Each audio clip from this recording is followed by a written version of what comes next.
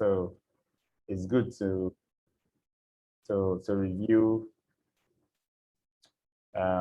what's on the table right now. Who's already working on next year's budget?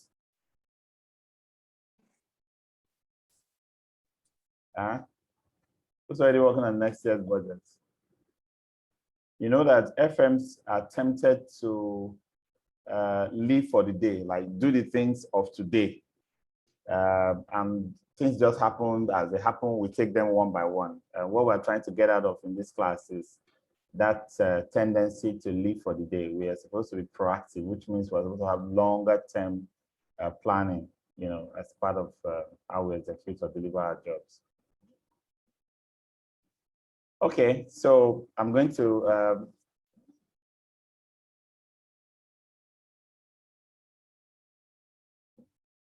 okay, I need to put off a phone.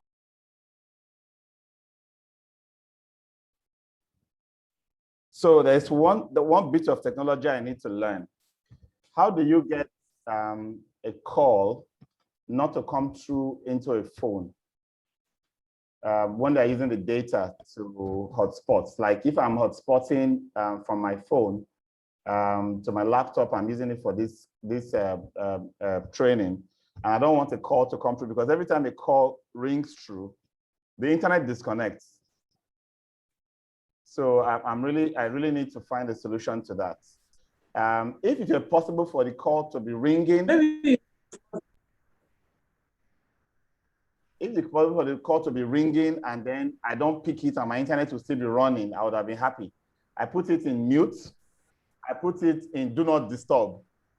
So muted and do not disturb, and yet the call comes through and my internet cuts.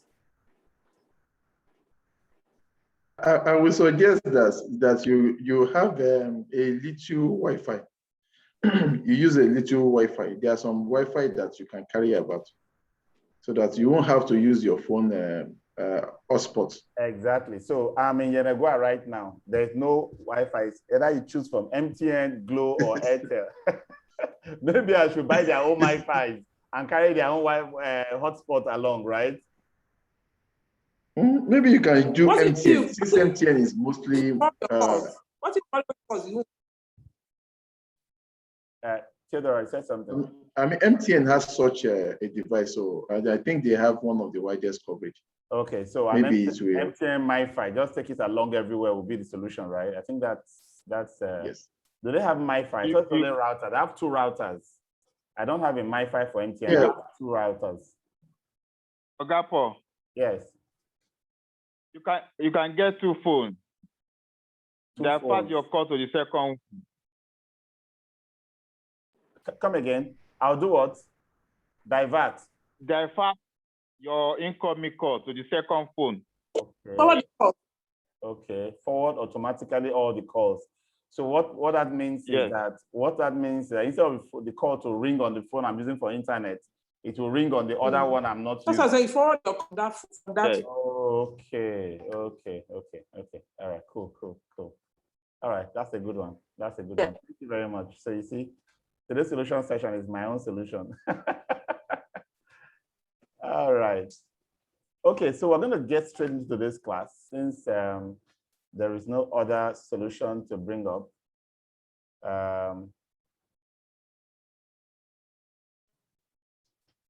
Sorry, sir. I want to suggest something, sir. Yes.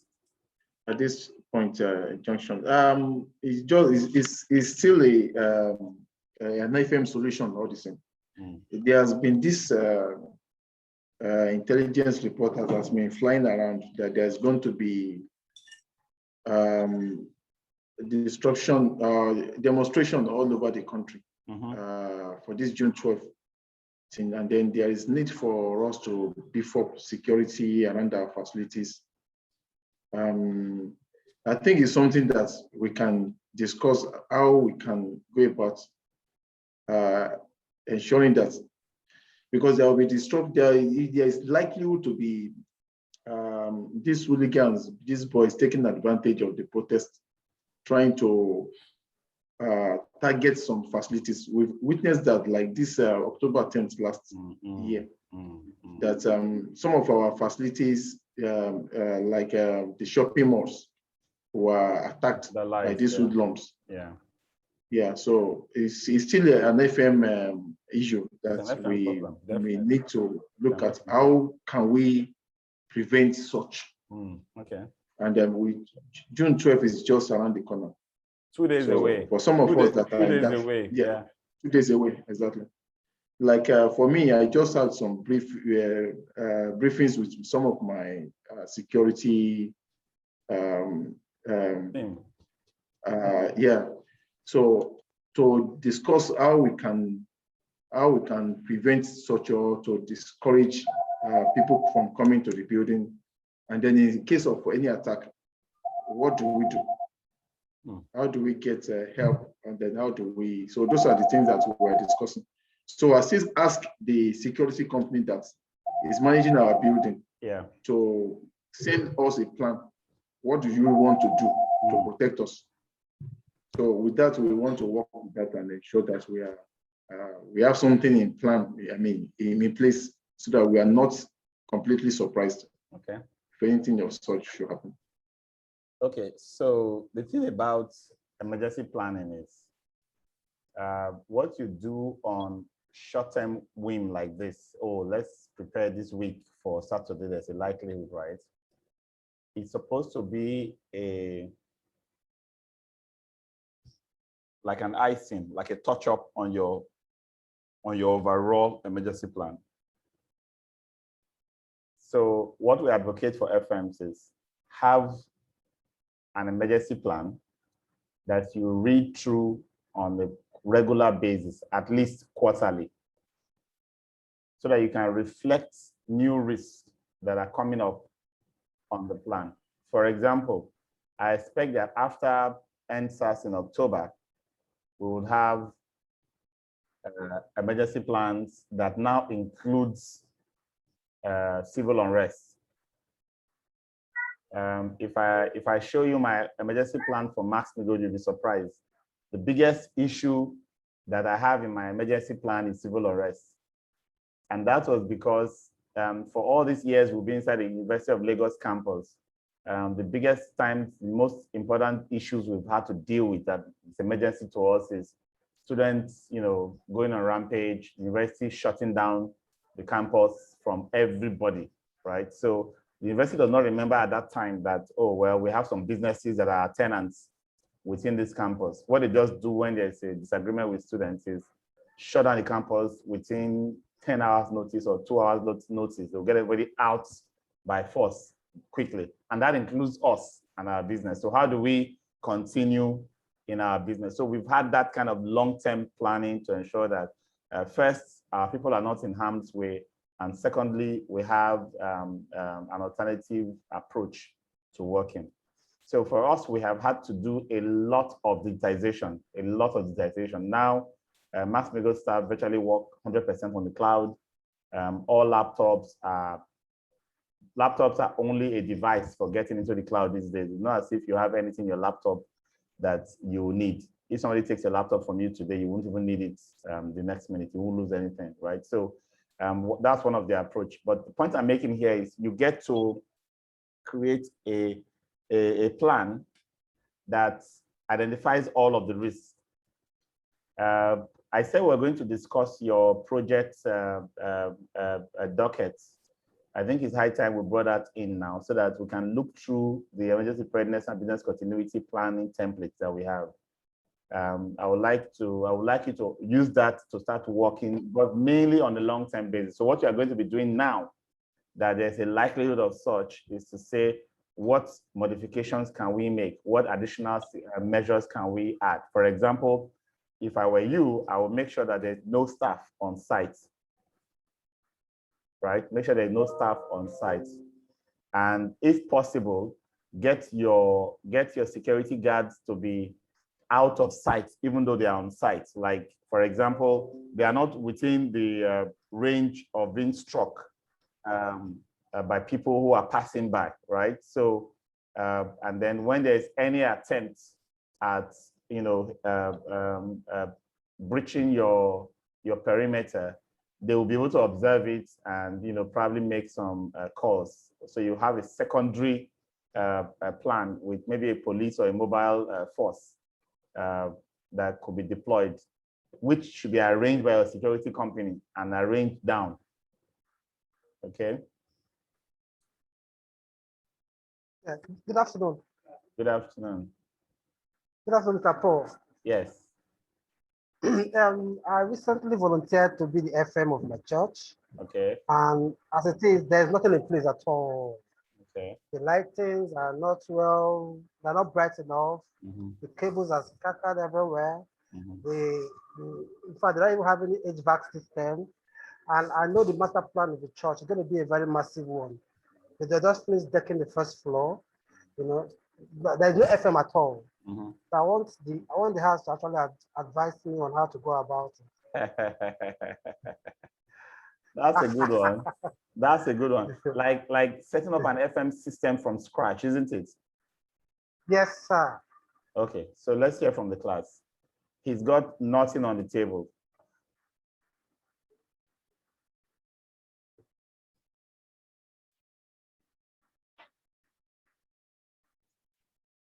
Yes.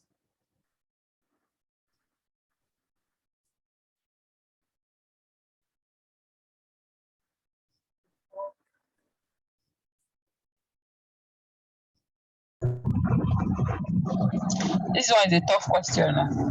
Yes, it's not a tough question. It's just FM 101. We are going back to now. So if I'm the one, I'll first of all take all the topics in this FM class. Take all the topics, write them down, then begin to look into each one. At least that's going to be my own starting point. Okay. Okay. All right. Yes. Anyone else?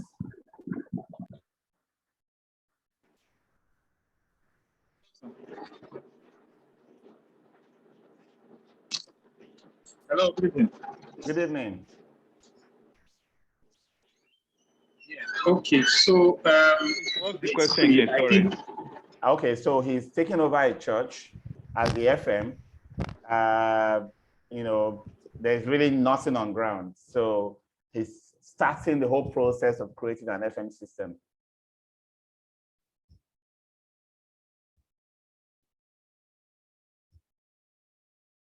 Say the building certificate, please. You say? hello. Yes. Did you hear what I said? What are they? He's starting afresh, starting from scratch to create an FM system. But excuse me. Yes. Okay. Yeah, I thought she said the building is not completed yet. They are using it, so it's working. Oh, it's working. Okay. The building is being used, but it's not completed yet. So there are still phases to go. Okay. Hello. Yes. Hello. Go ahead. Go ahead. I'm with you. Okay. I will start from asset register. Okay. Excellent. Number, I will do facility condition assessment. Good. I will do condition assessment for all the equipment. Good. Then I will look for, okay, no data on ground. Nothing. I will, when you don't, because what you don't measure, you cannot manage it. I will create an environment to measure all parameters available. I make them measurable. Okay. Fantastic. Thank you for that. I need more. You see, this question is one of the first questions you will get in an FM interview. With this, I can draw my maintenance strategy. Exactly. Based on the kind of assets on ground. So Ansem, you move into a building and you have been told, oh, you are now the one managing it. The first thing is, Yeah. I want to know what this facility is. Okay. That's the first thing. You want to know what this facility is. And to know what the facility is, I prepare my asset register. You can't start doing any kind of maintenance until you know what you are maintaining. Okay. Number two, I know that everybody expects me to maintain, but my maintenance plan will be based on my maintenance strategy. And my maintenance strategy will depend on the condition of each of the components of that facility. So my condition assessment is my number 2 item. Okay. Number 3, I will perform a health, safety, and risk audit. The reason I need to do this 3rd item is because I want to create a remedial action plan that helps me to fix issues while putting in place a maintenance program. For example, it is possible that there is a generator that is epileptic. Okay. Instead of just going straight into a maintenance routine of 200 hours servicing and replacing oil and that, I want to have a condition assessment of that generator, like Shakil said, and then I want to be able to fix it to a level where it can work steady. And I want to do this for all my facilities. So from my condition assessment and my health and safety audits, health, safety, and risk audits, I now have a work plan that helps me prepare. These are the items that are critical to be fixed. You know that if you give me a facility to manage, and I don't have how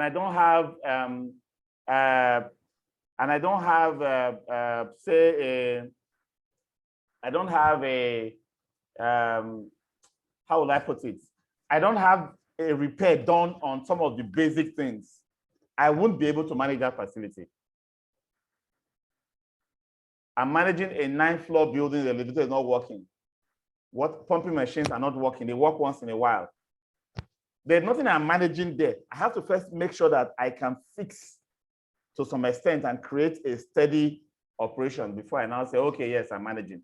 So let's go over it again. Asset register, condition assessments, health, safety, risk audits from inspections, a remedial action plan of works that needs to be done, a maintenance program. A maintenance program, because now I'm fixing those little things, I'm scheduling the rest, I create a maintenance program. As soon as I have a maintenance program, I begin to create my operations program. My operations program has to do with my cleaning rosters and schedules, my security team and their business, and all the other routine things we do in the building. I need to create maintenance program. I need to create operations program. It's just, these are just lists of tasks that need to be performed, their frequencies, their schedule. That's basically what those programs are. Okay. So it is when I have these ones in place, I can now say, okay, yes, I am managing this facility. Then when I now move beyond that first critical stage, I will now get into the energy efficiency, energy management. I'll now get into sustainability. I'll now get into emergency preparedness and business continuity. Those are the next levels I will get into. When I'm done with energy efficiency and sustainability, emergency preparedness and business continuity, I will now go into capital planning, which is more long-term. How old is this roof? When is it supposed to be replaced? How old is that gem? When is it supposed to be replaced? And I'll put all of those are now long-term plans I need to have in place. And that is why, if you look at the way we have structured the FMMC, this program you are in, your 6 projects that you must all do actually covers these areas that I'm talking about. The reason why people who go through this program can talk FM is because you learn and then you are given tools to implement the 6 most critical startup activities for FM. And what are they? Project 1, asset register. Project 2, condition assessments. Project 3, health and safety audits. Project 4, budgets and accounts. Project 5, what's project 5? Maintenance program. And project 6, business continuity and emergency preparedness and business continuity. These 6 projects are the critical core startup activities for any facility. If you have them in place, completed, your facility will start moving on a steady state. You can now begin to look at more long-term things, like I said, energy efficiency, sustainability, you know, all of those nice to have. You're not looking up, you're not rising in strategy and capital planning. Okay. Thank you so much. So your church is going to benefit from what you're going to do. And you can submit all of that as your project and then your diploma. Thank you so much, sir. And I'll be grateful. I'll be grateful if one of the practical outing, you can visit the site as well. Where's the location? Where's the location? Is that Ijaniki? Ijaniki. Where is that in Lagos? Yeah, sorry. after Lasso. After Lasso. Okay, okay. So that means we have to leave very early, right? Yes, yes. Okay, kindly send Barakat a few pictures of the facility by WhatsApp. Okay, okay. Send a few pictures to Barakat by WhatsApp, and then she will share those with me. We'll discuss and book it, okay? All right, then I'll now meet the church authority to tell them about it. Exactly. So once we have said we want to come, we'll now write formally. You will now go and help us take care of the approval from inside. All right. Thank you so much. I really appreciate this gesture. Thank you. Barakat, are you there? Hello, Barakat. Yes, sir. He stepped out to the restroom. Okay, okay. Please make a note of that so that she follows up with Ansem on the field trip to his location. All right, sir. Great. So let me hear from Adele here and then John. John, did you take your hand down? Adele, go ahead. Good evening, sir. Good evening, everybody. Okay, so this list you just gave is sincerely one of the reasons why I joined this course aside from learning was because I knew my company had plans to move me, like the group had plans to move me. So since on Tuesday, I've actually been moved to Ibadan in a quarry, which is bigger work. The bigger work is quite interesting, actually. I'm happy, let me put it that way. So I've been cracking my head on how to go about it. But I think this list, as you gave the list now, I just had to quickly jot it down. Because I've been looking at, okay, I knew I needed to do a facility condition assessment, but I also knew that an asset register needed to come before before that. Yes. But truth is, right now, I'm doing project management and drawings right now because there are a lot of projects and developments that are meant ongoing. Yes, yes. So I'm just happy that someone else asked this question because I've been thinking for the past 2 days, should I message Mr. Paul and tell him my current condition? But this is so. Truth is, my head has been working. My head. Sometimes I wake up in the middle of the night and I'm thinking of the health and safety aspect of working in the quarry and the risk audit. So now you've helped me give them names and give them another. So thank you very much. Pleasure is mine. You're welcome. And then we initiated an arrangement with the last class before yours that when we are done with the class, we want to have everybody do the projects, right? But we may not be having everybody having a site for the project. We may be able to have you pair up with your colleague in class to do project in your site. So for example, you are having drawings, you're having projects and other things in your hand, right? We could have another colleague intern with you, and both of you will deliver your projects for your organization, and the project will be marked for both of you. right? So that's a program we just initiated. We used to do it in the past that you have to do your project yourself, right?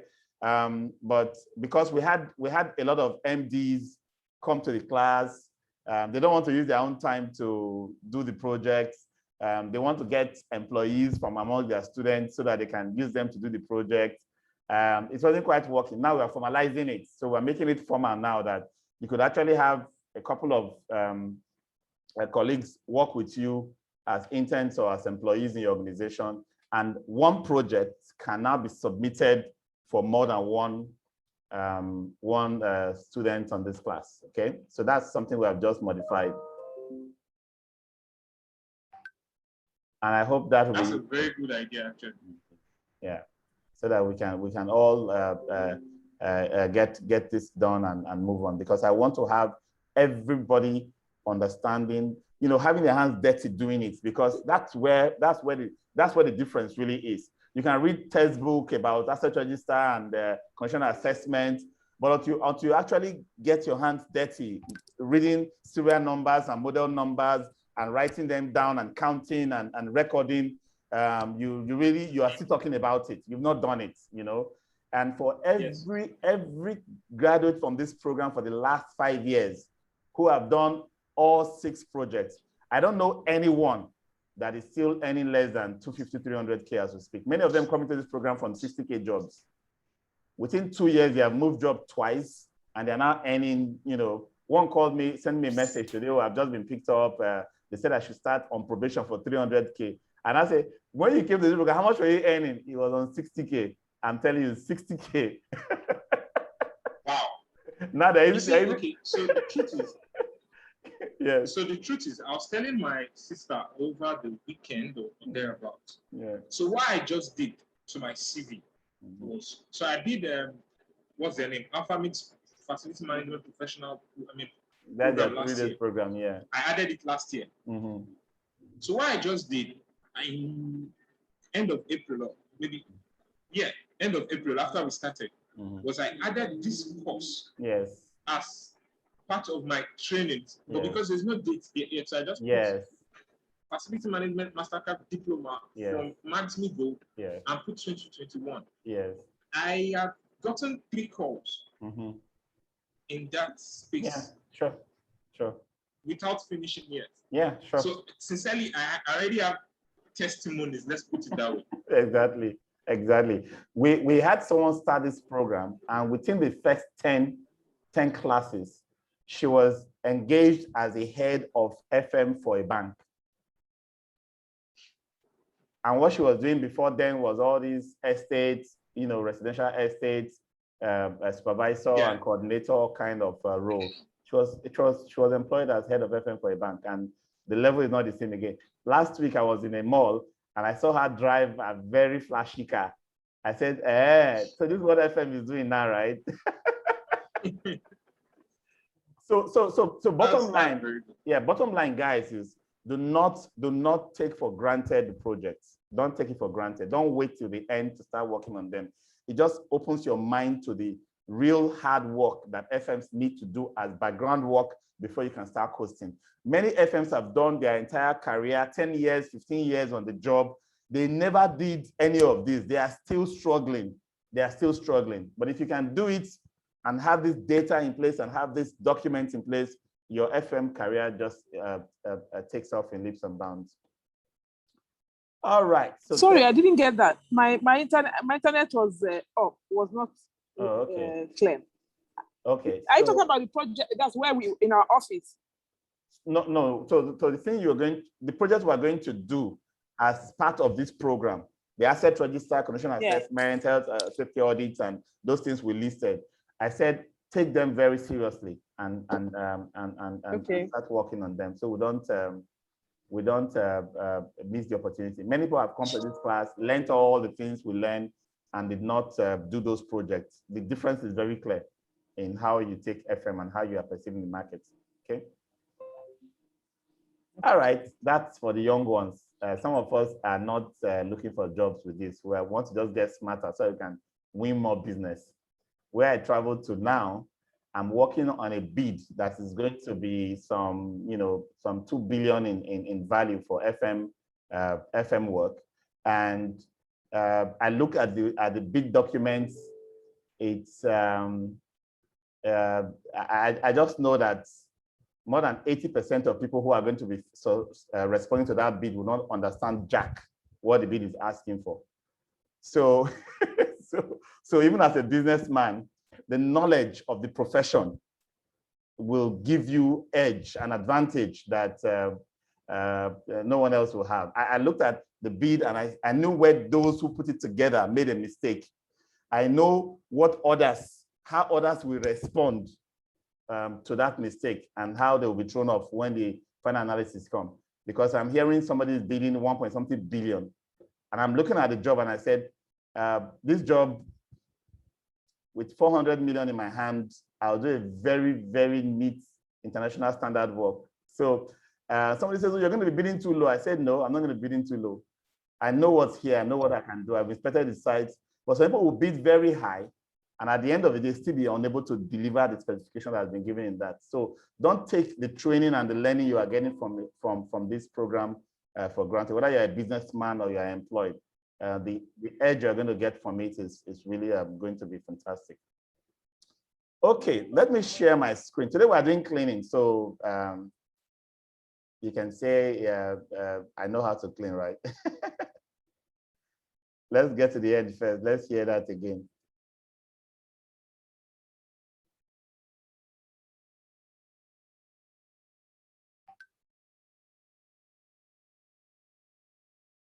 All right, so we're going to look at basic introductions. So for us, cleaning is not so much about the motions. It's about the problem we have with cleaning in Nigeria today is not so much about the motion. So there are two things we find as the issue. One is the processes that governs the motion, making sure you have process in place. But the other one, which is even more important, is the commitment of people to understand what it means to clean and actually do what it takes to provide a clean environment. So we're going to look at that. Then we're going to go into more of the mechanical aspects, cleaning strategies, cleaning methods. And then we're going to spend quite some considerable amount of time on the issue of hygiene. We've all come out of this COVID menace, and we see how we survived Ebola. Now it's COVID. We don't know what's going to come next. And during the time they were having all these issues of let's go and disinfect. They were spraying all kinds of chemicals everywhere.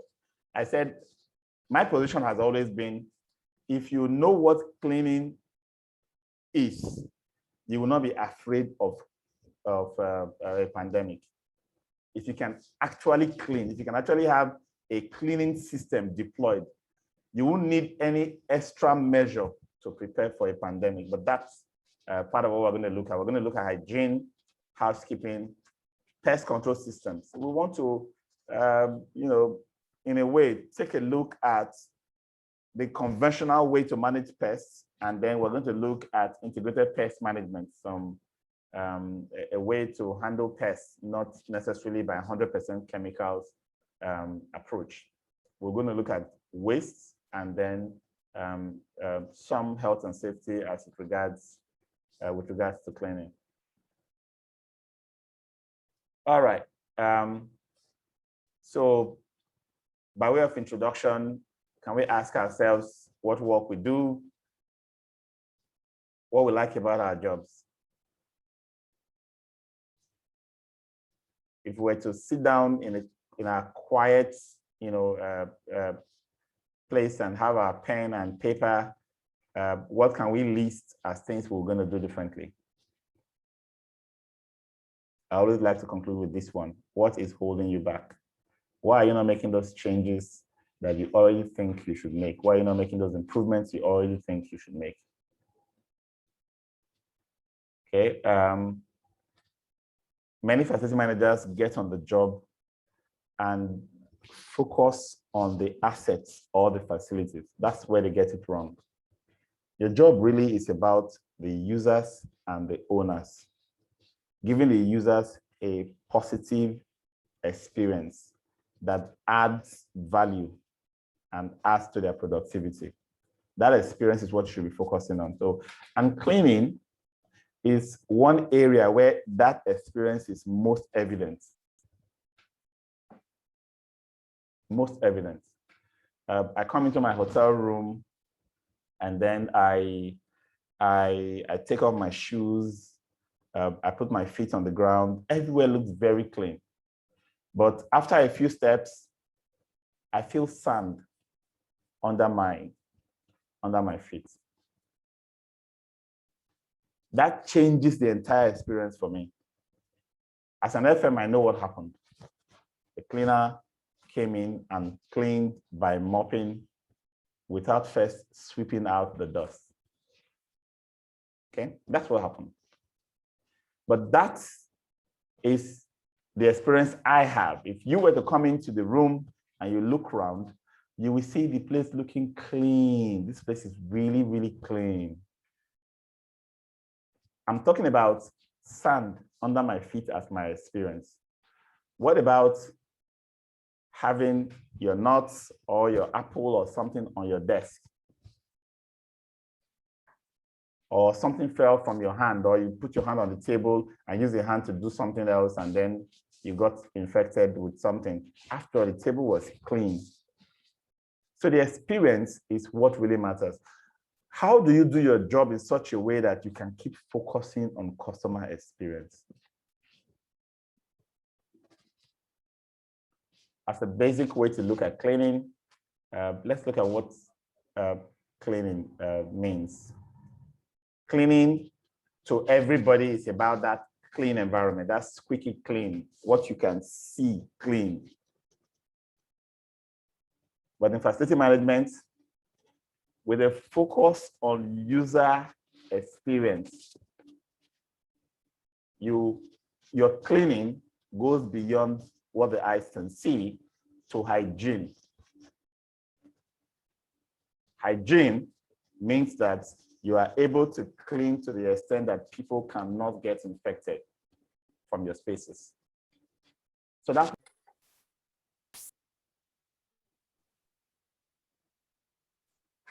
well, sorry about that.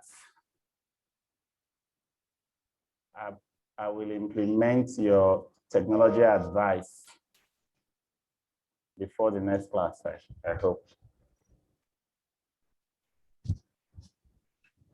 Peter, where is the second? Have they both gone outside? Lock the door, bring me.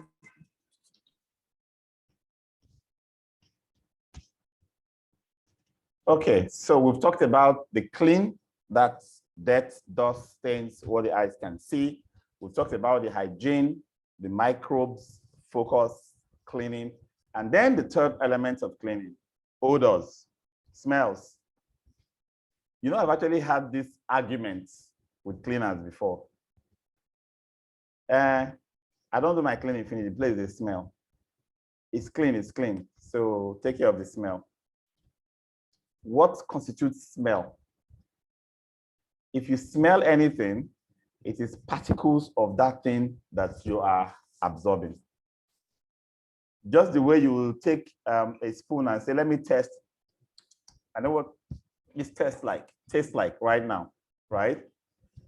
That liquid, because it's liquid, I can put it in my tongue and say, yes, I can taste it. That's what it tastes like. I know I'm taking the molecules of this tea into my body. But if I'm smelling something like it's a pot of soup boiling on the stove, what's happening at that time? It is particles or molecules of that soup that is filling the air that I'm inhaling. It's not just air that smells like that soup. It is the soup that is pouring on me. So if your toilet smells like septic tank may be far away from the toilet, but it is the septic tank, the mess inside the septic tank that is pouring on you at the time you are smelling it. So I really can't say a space is clean when it still has a smell. Because if clean is to remove dirt stains, whatever the eyes can see, hygiene or sanitation on things that the eyes can't see, the microbial side, it also includes the things the nose can perceive. Okay?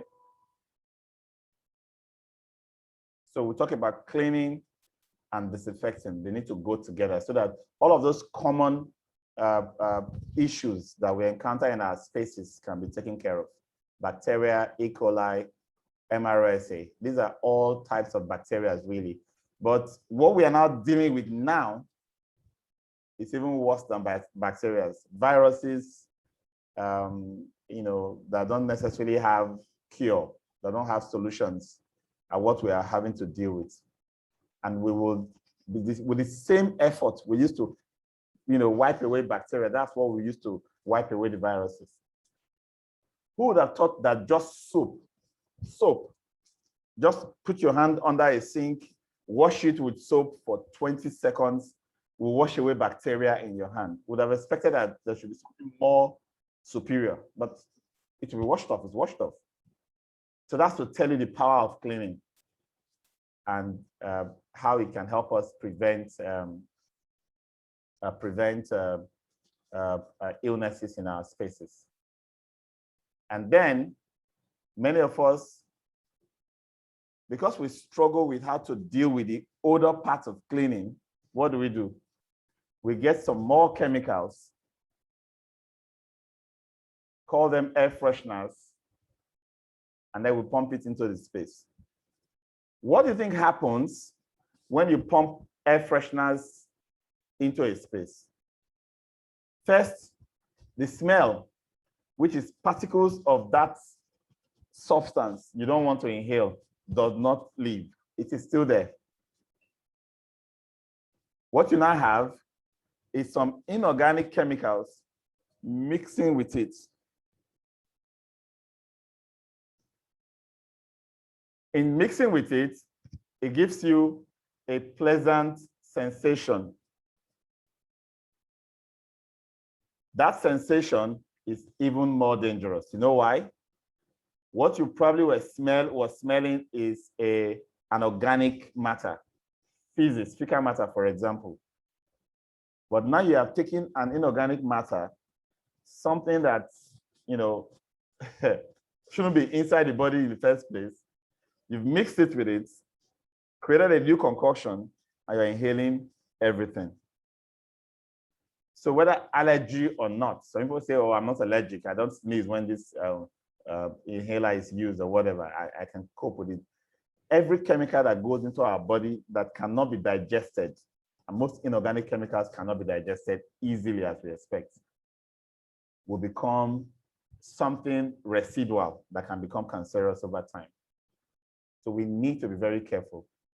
I'll tell anybody cleaning for me, please do not spray any of those air fresheners.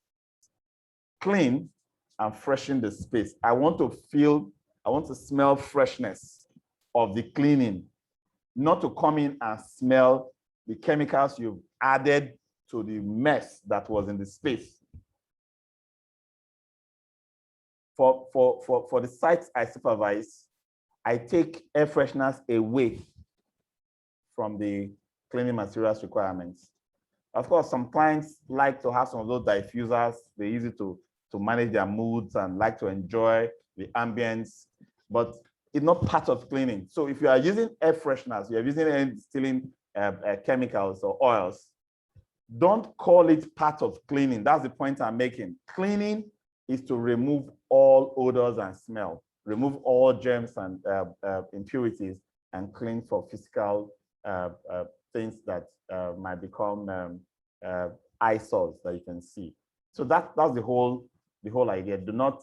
Don't make it a case of the place is smelling. We have finished cleaning. Let's add more chemicals as a solution. Okay.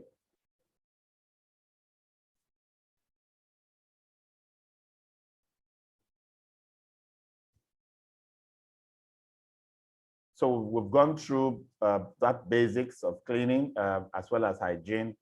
We want to have hygiene is basically removal of anything that can lead to illness, germs that creates illness.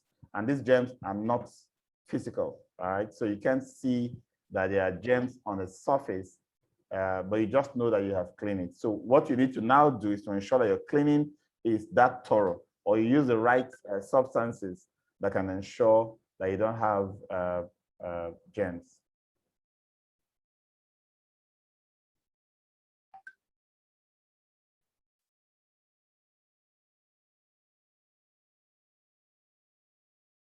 I hope you're still seeing my screen.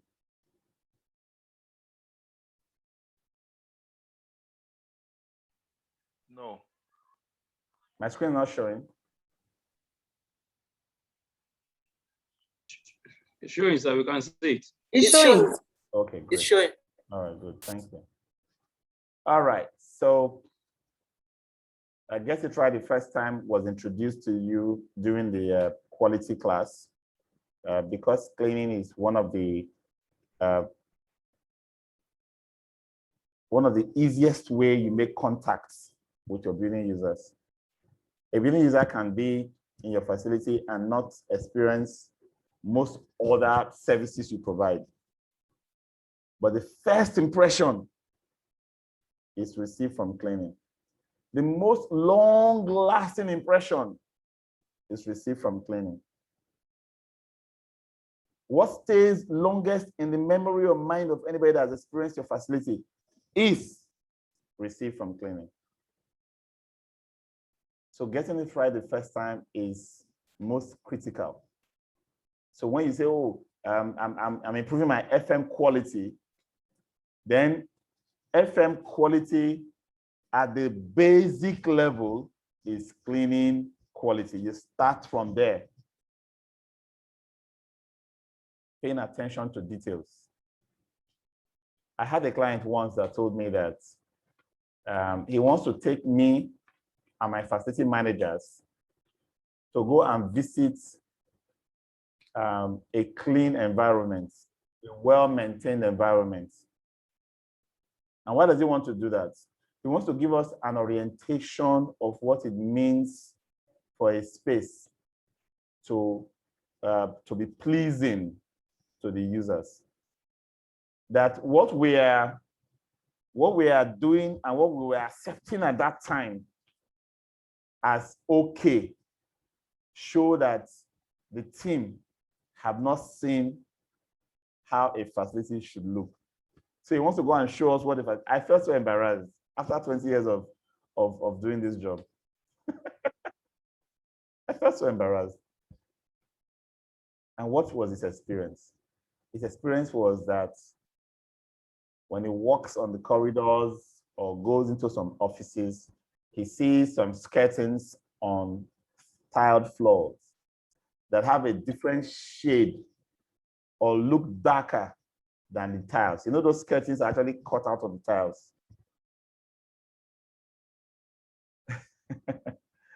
If he goes into the toilet, he smells the urine of the person that just used that toilet. He smells feces from someone who is inside one of the stalls or someone who's left that stall hours ago. He sees a tap that when you open it, you feel it shaky. It's not firmly gripped. You see a drop of soap on the body of the tap. It went on and on and on and on. The kind of thing you normally say, this is okay. These people are doing well. They don't know that you have customers who know how to pay attention to details. They shouldn't be the one teaching you your job. That's what we're trying to get out of you. Get to that level where you can actually identify very minute details and work to ensure that you can deliver on them.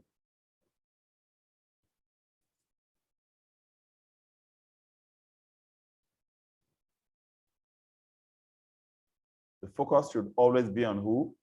On the customer. Maintain that connection with the customer. There are some customers, I agree, who don't know the difference. And for many of us, when a customer tells us we have done very well, that this place is so pleasing and satisfactory to him or her, it makes us complacent. It makes us to stop striving for perfection with that customer. Over time, we begin to pass that customer's acceptance or that customer's standard to other customers, and that's where the risk is. Some of us even worry that certain customers are not happy with what the last customer or our previous customer was happy with. And that's how our entire professionalism dwindles. We have not been able to, dissect, put yourself at the level of perfection. Then spend time understanding and defining and scoping what each customer's standard is. And then working to ensure that you can deliver at different standards or different levels for different customers. Not trying to become used to the way customer A wants it, and that becomes your new standard. No, that's not facility management. And you must make continuous improvement on an ongoing basis. And one way you can have control over your cleaning team is to have tasks standardized. What does it mean to have standardized tasks? It means that for every space that you need to clean, there must be a step-by-step process. There must be an identification of all the things that must be cleaned with their frequencies, and then step-by-step process for attending to each one. We tried it in one site, told the facility manager to create a cleaning task list. After identifying all the things to be cleaned in a particular space and for all that facility, we now said, go ahead and create a set of tasks that must be done with their frequencies for each item in each space in your facility. We ended up with close to 5,000 line items.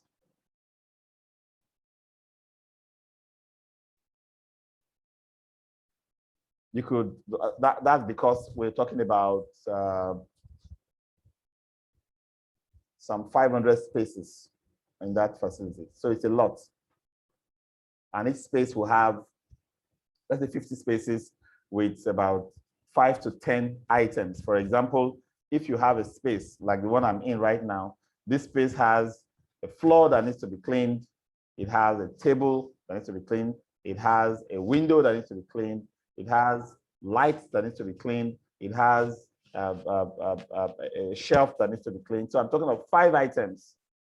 It also has ceiling, for example, and walls that need to be cleaned. Of course, those need to be cleaned. So you could have 10, 20 items that need to be cleaned in every space. What I'm saying is, in creating a standardized program of cleaning, each of those things that need to be cleaned needs to be identified. The activities, the cleaning activities that need to be applied to each one need to be identified, and the frequencies for those activities need to be planned for. You can see how that can become a very large program. What standardizing tasks does for you is that it helps you remove human error. It helps you remove preference for one cleaner over another cleaner. Because what needs to be done has now been identified, agreed to, and canonized, as it were, adopted as the way we'll go in this facility.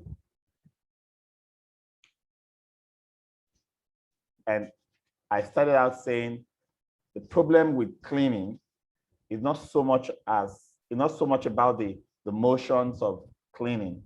It's about cleaning as a first impression, as a critical aspect of the work that we do, has been relegated to cleaners who don't understand that they are your frontline customer service officers. They are creating very, very negative impressions for you, of you, to your building users. And you are there in the office feeling cool. Your customer is experiencing you through your cleaners. What should be more important to you? You can't say your customers are so important to you, and the people who are your clones, your cleaners are your clones. They represent you. If they just go there to do the work because they have to do the work, they're not going there because they want to give the users a pristine, high quality experience, then you are not making any impact. Okay, so that impression should not be taken away.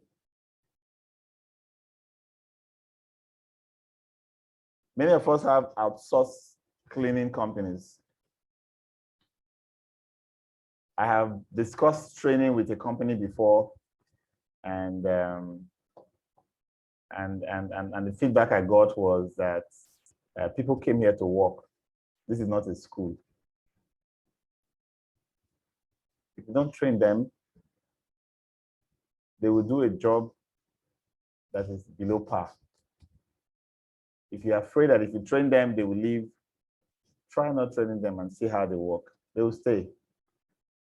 Facility managers should learn all about cleaning so you can be embedded into what's happening in your cleaning crews. Don't say we've outsourced cleaning, and because we've outsourced cleaning, the cleaning company will handle everything that has to do with the training of their staff. The least you can do is itemize certain areas of training that you want the cleaning companies to implement, observe the training, make sure those items are documented. For example, use of PPEs. They need to be trained on it. They need to be trained on their own sanitation.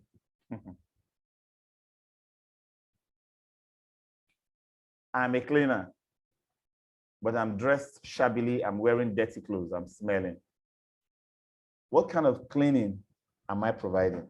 What confidence am I giving to my customers that once I am done with this cleaning work, they can feel free, that they can sit freely, they can touch anything freely, and everywhere will be clean, when I am dirty myself? Personal hygiene needs to be trained on. And then it's also important to train your cleaners on how to handle equipment, and step by step on how to do certain motions. Take, for example, you know that most cleaners believe that dusting, you know what dusting is? You take a rag and blow, or you take a horse tail and any of those kind of things and blow dust away. They believe that that is a proper cleaning process. I've been teaching for years now that when you dust, what have you done? What you are trying to take off rises. What happens to them? They either come back to the surface or they land on the floor. They have not been removed. No cleaning takes place when dusting is what you are doing. But